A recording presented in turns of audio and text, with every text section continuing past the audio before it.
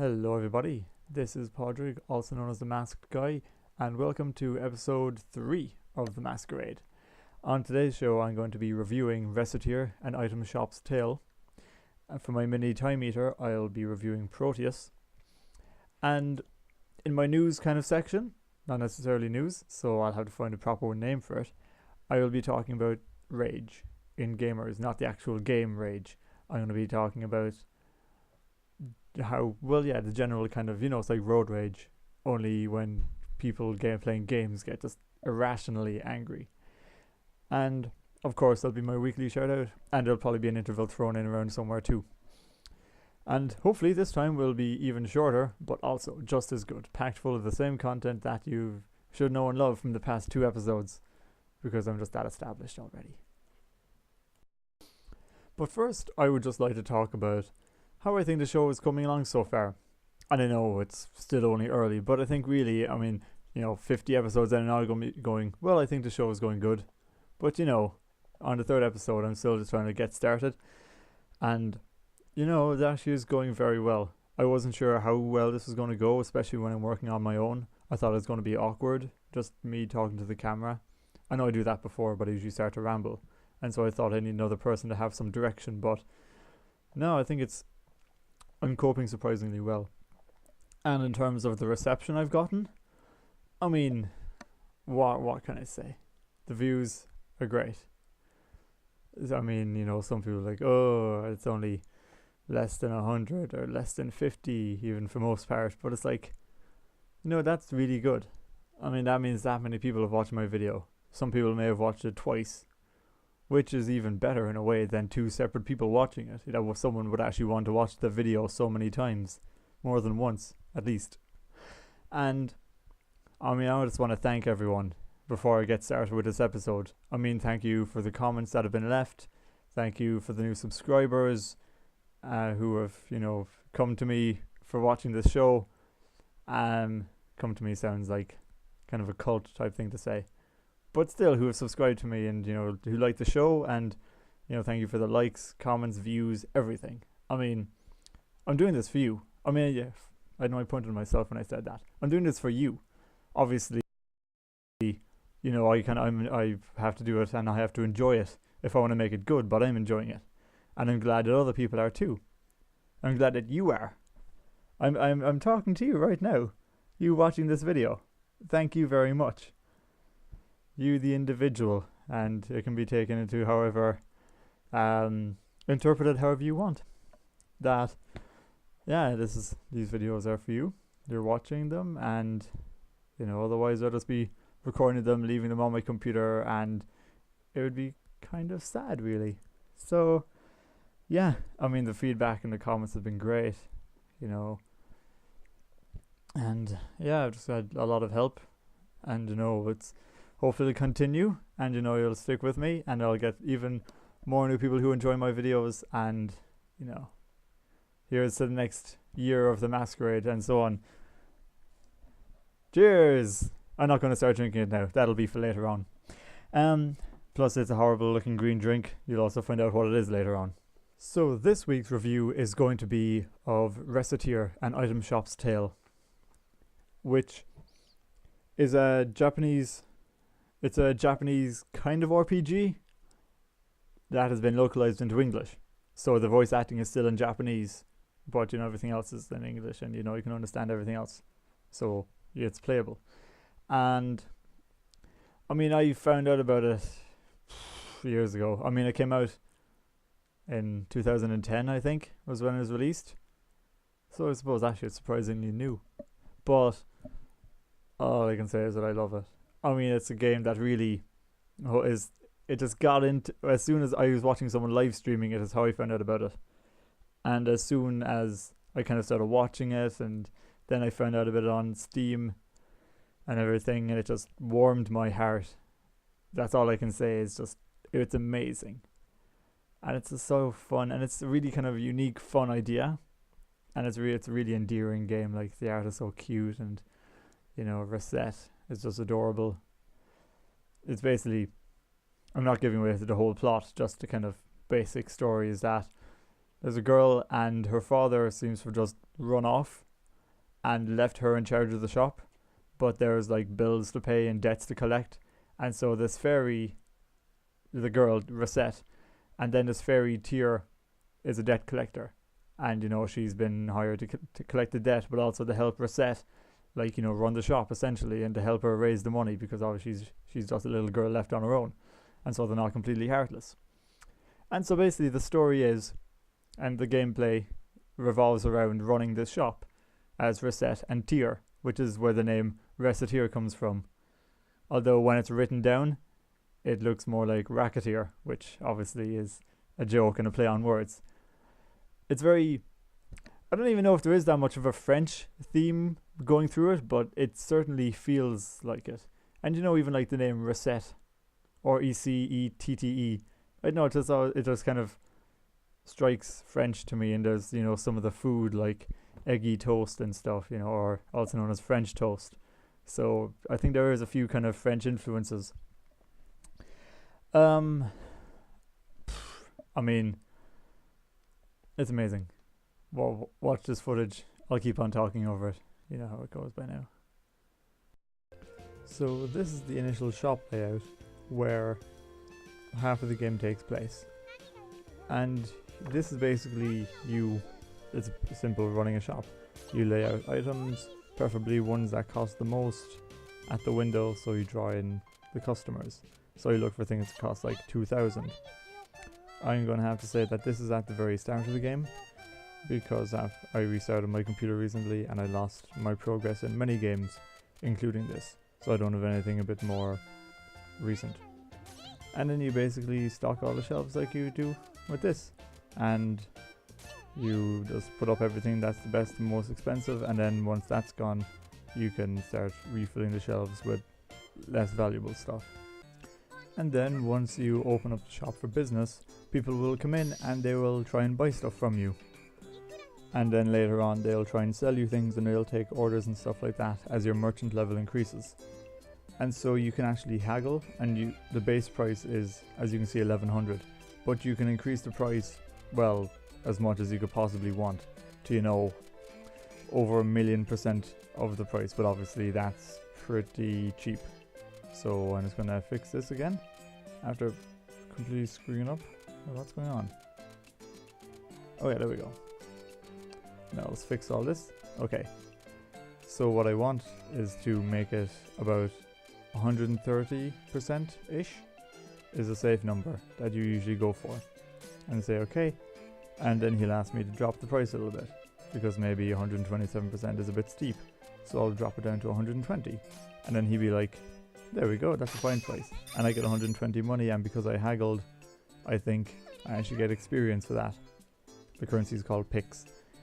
And so now I know it's the same old man, they reuse the same sprites a lot, but he'll want something else. And so this guy now wants a cherry, so I can up it to maybe 120. No, I'll kick it up to 130%. Okay, he asks me again to drop it, so I'll bring it down to 125. And he's not happy with the price. I think everyone has a sweet spot that if you hit it, because some people are inclined to pay more than others, and so it all depends. Like, you know, sometimes a little girl will come in. This man, the guild master, he will pay a lot, so I could try and push it up to maybe 140 for him. Okay, but I can bring it down to at least 130 and he'd be happy with it. So he's a person who always pays a lot because he supports the local market. So everyone has their own characteristics that actually seriously influence the game. This man, I mean, it's a showcase item, so it'll draw people in. But I know now that he's not going to pay really over 125-ish. So there we go. And so the more you play it, you actually learn, you get to know the people who come into your shop. And so it really kind of immerses you in the game big time. So one way of acquiring items to sell in your shop is by actually going to the marketplace. Or else there's the Merchants Guild, which is a place that sells more weapons. But this is more general items like clothes and books. And you can buy food here. So you usually buy it for less than you're going to sell it for, which makes sense. So like the base price for the cloth cape is 1400, and I can buy one of these, and you know, maybe 3-seed necklace, and you know, proper rare items like that. They're less common and they might be out of stock a lot more. You know, you can buy like teiyaki, all these expensive items that you will usually be able to get more than 1,000 for.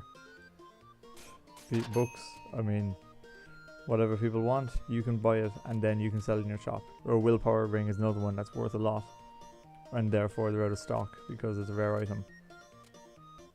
And so then when you're going dungeoning, I think that's a word, then you can basically pick who you want to go to dungeons with. I only have one unlocked at the moment, but as you progress you unlock more people. And then you can also actually take gear with you, if you so wish.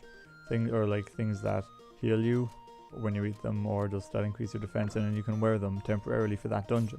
That's for things that Louis hasn't actually equipped himself.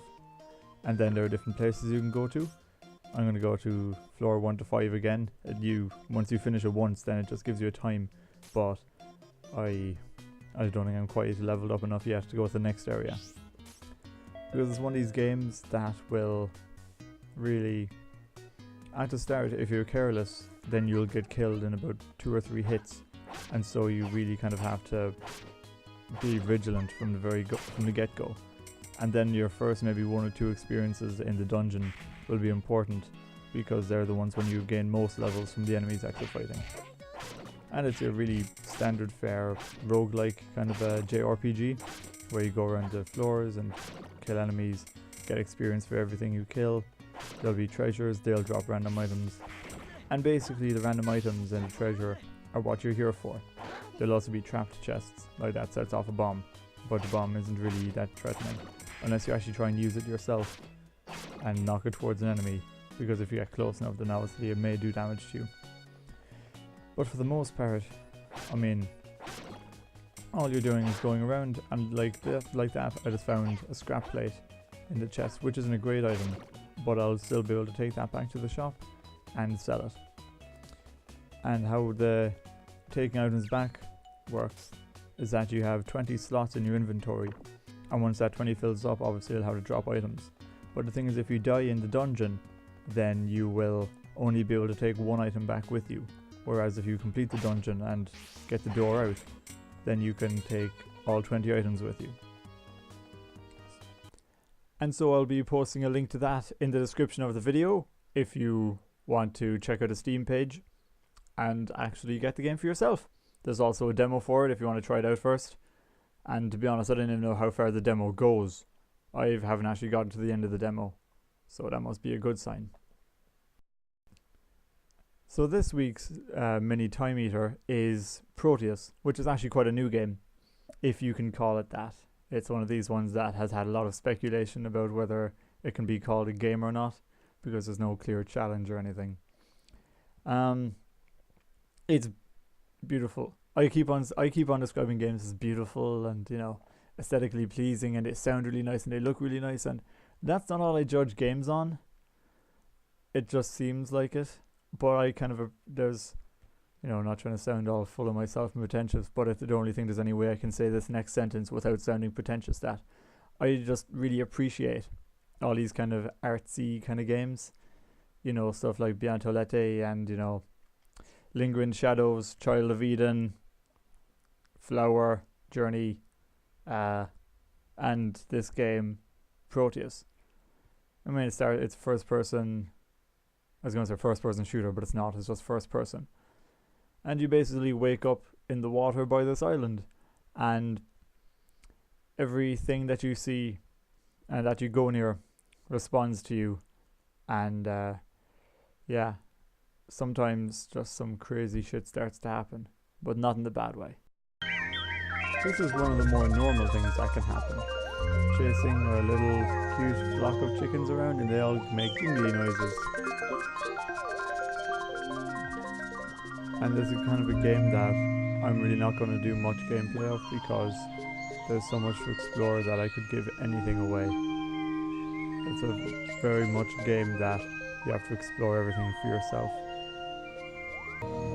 Well, even though I've played through this game a few times, there's just so much more there's just so much more to this game that I haven't even seen yet. But so far, my favorite thing is this stone circle, and it's one thing that I'm willing to show you, because even when I show you this part, it's not the only thing that happens here. You can see all the little fireflies flying around when the day-night cycle changes to night. But what happens in the stone circle to the stars is one of my favorite things in this game, I must say. Yeah, it looks like much, but then all of a sudden this starts to happen. And it's one of these things that maybe, you know, you might just be watching this video thinking, this is just weird, what the hell is he on about, what's happening? But, I mean, look at this, it's magical. I mean, I don't know what's happening or why it's happening, but, you know, I'd like to just forget about that. And when I play this game, I just completely forget about reason, and I just give into this game completely and just enjoy whatever happens. I mean, there's no rational explanation for this. I think that's why I love it so much.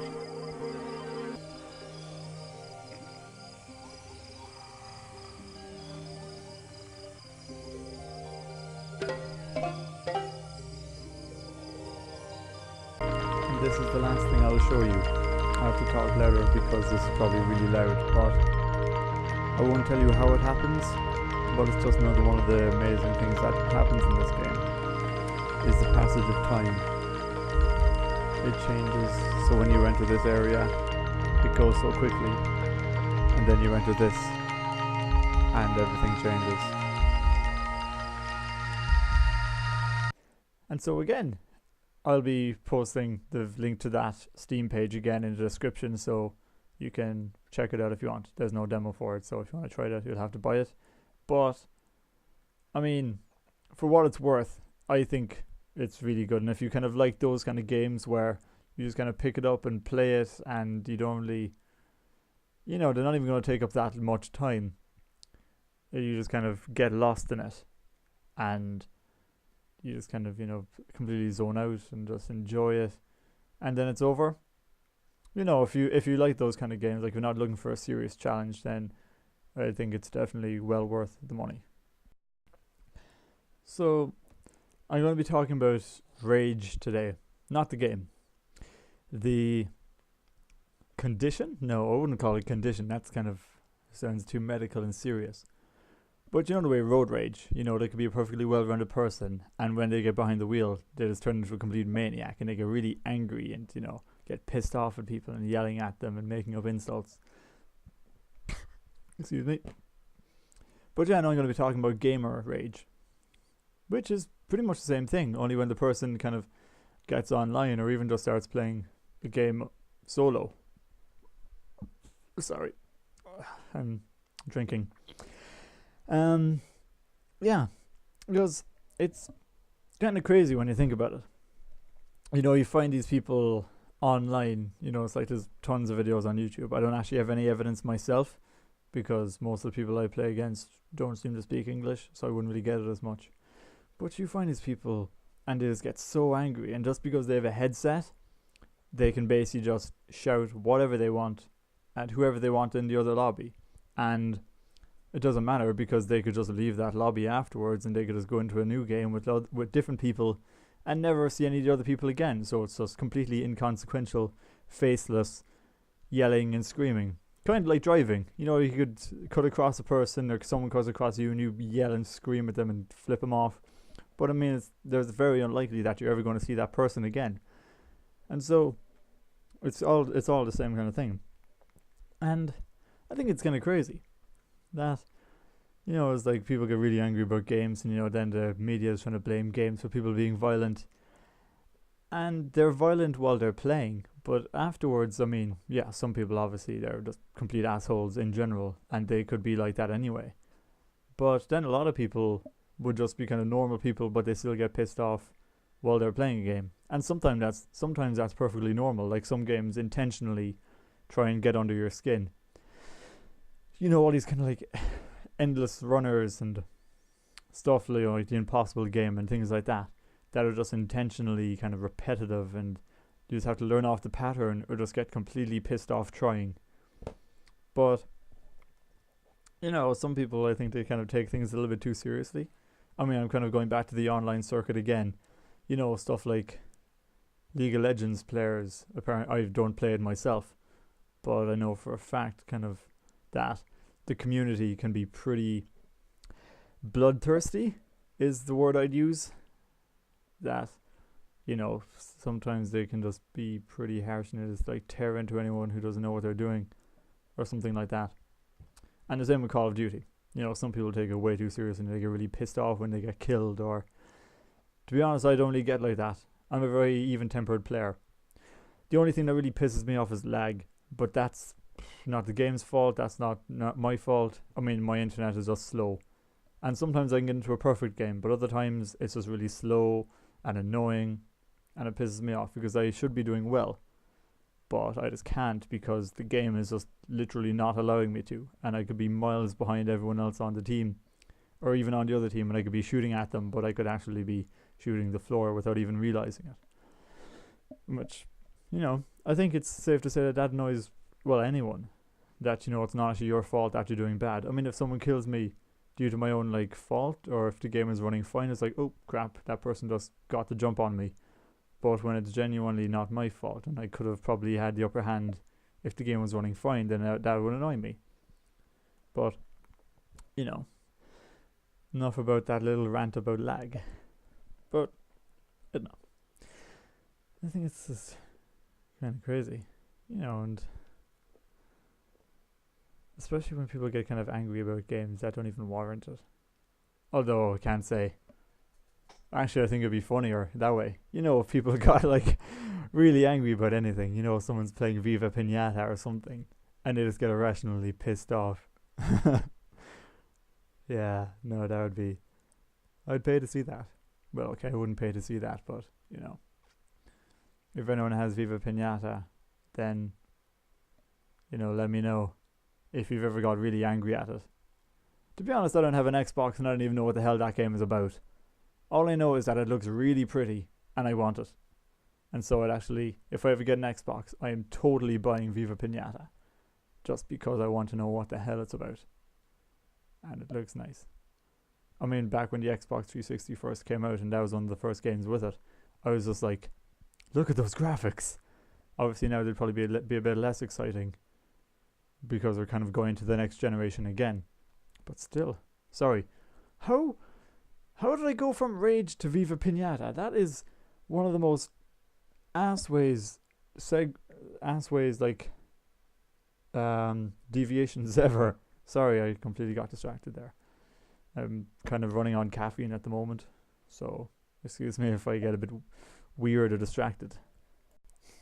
But aside from being weird and distracted, let me know if you have if you kind of get really angry at games, or what kind of makes you rage in games, or even if you've ever had any kind of experiences where someone gets really pissed off at you in anything, if you're playing some online match of Battlefield or Call of Duty, or even if you just know someone who gets stupidly pissed off at things, let me know, and because I'm interested to know what you think, and I hope I get more feedback.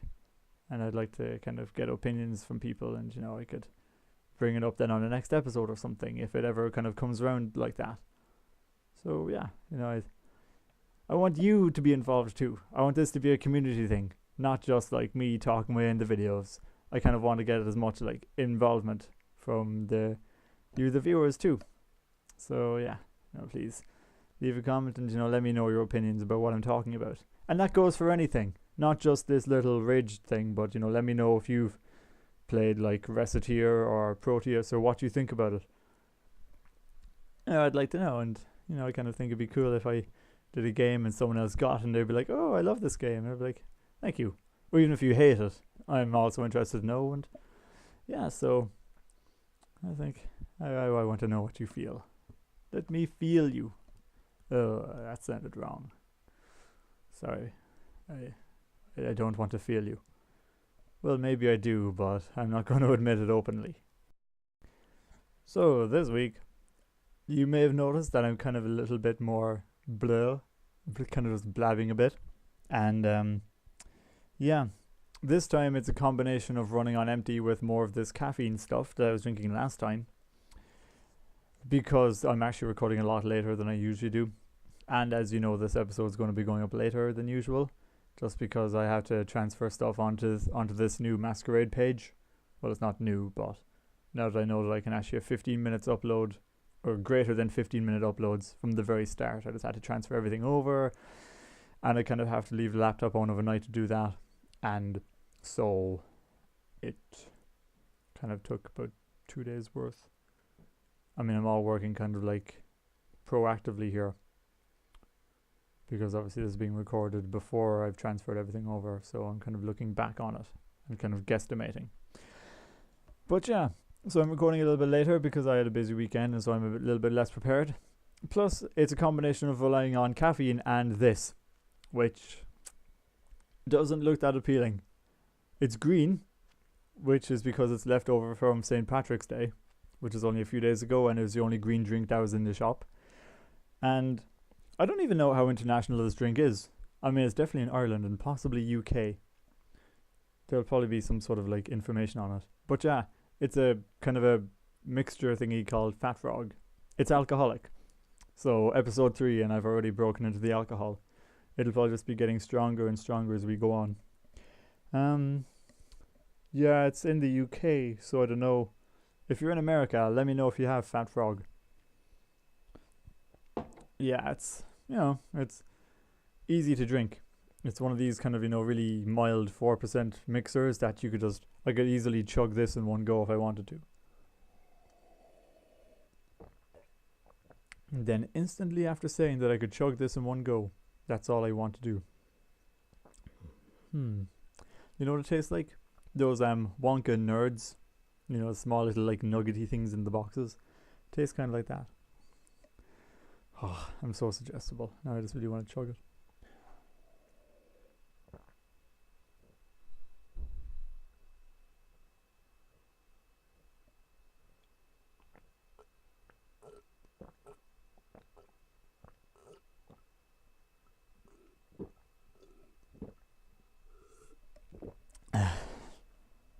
Oh my god. That was a lot colder than I was expecting, and I've got a really bad brain freeze. Oh shit. Excuse me. Well, that was unexpected. I didn't plan on drinking all that in one go. I mean, it's only 4% and I'm not that much of a lightweight, so hopefully I won't end up getting drunk after it. But wow. Yeah. Anyway, what was I? Oh yeah, so more stuff about the Masquerade and for the future.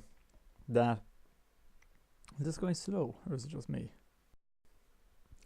In the future, I'm going to be setting aside some money. I mean, I'm kind of getting money every week from the government for not having a job, and when I get back into the college course, I'll stop that.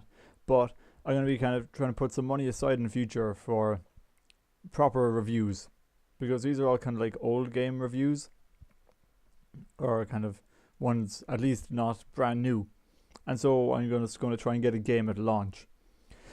Maybe something like the new Grand Theft Auto, because that's a game that I'm definitely going to get anyway. So I'd really like to get it, and I'll just save up some money and just pretty much launch day, or at least launch week.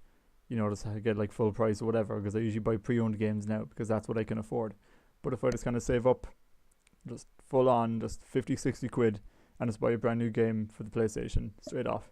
Because I think that'll be better for reviews instead of doing some game that's been around for the past like 3 or 4 years. Sorry, that Fat Frog still feels like it's trying to escape. Even though it's not even a hard drink to drink, so if I got sick after that, I should be ashamed. Sorry, that's breathing. I'm not used to chugging anything that fast, let alone alcohol. But yeah. Ooh, also, Adam Jones, he's one of the guys from the Start Select show / Sound the Alarm show. He gave me advice before he started doing this podcast, or well, it's not even a podcast. but he does a podcast, so I was asking him for advice about the show, and now he wants executive credit. So Adam, you are now credited executively. This is all you're getting, because I mean, I already mentioned your show and gave you like loads of links on the first episode, so what more do you want? So yeah, you better be watching this, because this is the rest of what you're getting. And of course, now the Masquerade wouldn't be complete without my weekly shout out.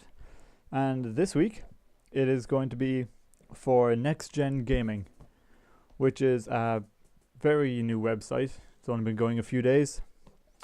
And they basically, it's a website where people can submit their own videos and reviews. And they basically put it onto the site.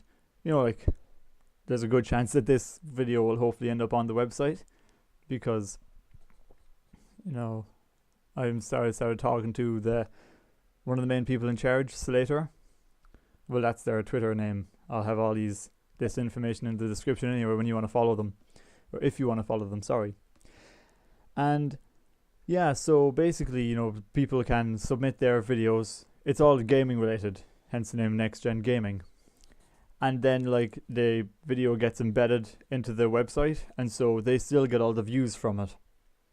But it's just kind of a house. It's just a place to house all these videos.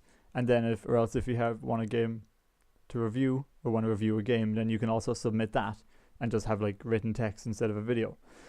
And this is kind of like the second incarnation, because originally there was Shoutout, but that website kind of stopped working and there was problems with it. But this one now, it's a lot better, and you know, it's kind of, you know, it looks a lot nicer and it all works extremely well. So yeah, I mean, if you're kind of a new YouTuber who like wants, you know, who kind of feels like they need more coverage and kind of wants to get their videos out more, then you should definitely check out Nxtgen Gaming. And I mean, even if you're kind of an average middle-sized YouTuber, put it up. And you know, hell, if you're a big YouTuber, I'm flattered that you're watching this video, to be honest. But also, I mean, you know, it's for everyone. It's just for gamers that, you know, you should just throw it up, you know, put up videos, you know, to submit them. And yeah, no, it's a really good idea, and I really hope that it gets bigger, that a lot of people find out about it, and I hope that everyone who watches this video will at least check it out. I hope you do. I'm talking to you again. Sorry, that sounds really condescending, but yeah, please. I mean, yeah, there's also the Twitters. There's Nxtgen Network, Slater, well, it's Slate3or, you know, it's like Lead Speak or whatever. And there's The Menace UK, are the kind of three main Twitter pages for it. And yeah, the website is just nxtgen-gaming.com. So yeah, it's a great idea, and I think they could definitely get really far with it, with your help. I mean, obviously there's other people, and even Slater himself, I don't actually know his real name, so that's what I keep on referring to as. Even on YouTube, before this website was made, is always just trying to promote people. You know, someone would like just send him links to their videos, and he just retweets them and tries to get as many people to watch them, and just like retweets, shout outs, everything. So, you know, please, it's a great idea, and I think you should definitely support it. And it's all free, you know, there's no commission or anything. It's just a simple website for people to put up videos. And that is all we have time for today. So I hope you enjoyed this episode of The Masquerade, and please like it if you like it. Subscribe if you haven't already. Comment. Check out the other videos if you haven't already. There's going to be like other little outtakes and extras and everything going up in this channel, so you know you can keep posted. Check out my Facebook page, my Twitter. All the links are going to be in the description. No, I'm not drunk. And yeah, I hope you enjoyed this time, and I will see you next time on The Masquerade. See you then.